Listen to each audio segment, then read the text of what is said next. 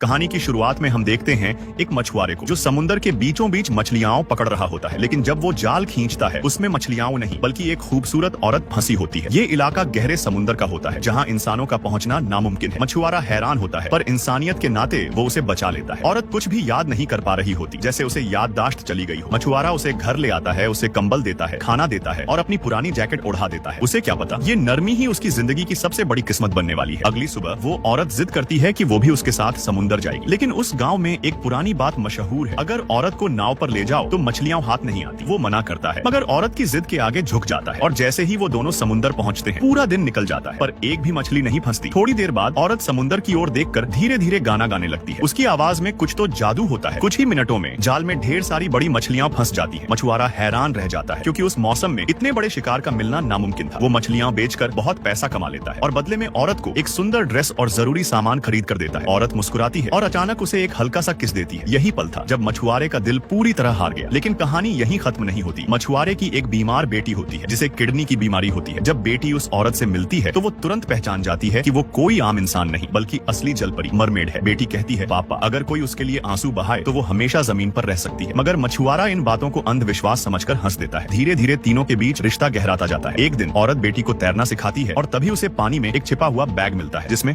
उसकी असली मछली की पूंछ फिश स्किन होती है। वो उसे छुपा देती है ताकि कोई जान ना सके कि वो कौन है। लेकिन बेटी सब समझ जाती है। वो जानती है कि अगर उस पूंछ को जमीन में गाड़ दिया जाए तो जल परी 7 साल तक इंसानों की दुनिया में रह सकती है। एक दिन त्योहार के दौरान बेटी व्हीलचेयर लेकर समुद्र की ओर बढ़ती है। जल परी उसे देखकर घबरा जाती है। रुको मत जाओ, वो चिल्लाती है, लेकिन तब तक देर हो चुकी होती है। वो कूद कर लड़की को बचा लेती है और उसी पल उसकी असली पहचान सबके सामने आ जाती है। उसका चमकदार मछली जैसा शरीर, उसकी आंखों में डर और प्यार दोनों झलकते हैं। कहानी यहीं पर एक अधूरी चाहत छोड़ जाती है। प्यार और चमत्कार के बीच फंसी एक जल परी जो इंसान बनना चाहती थी।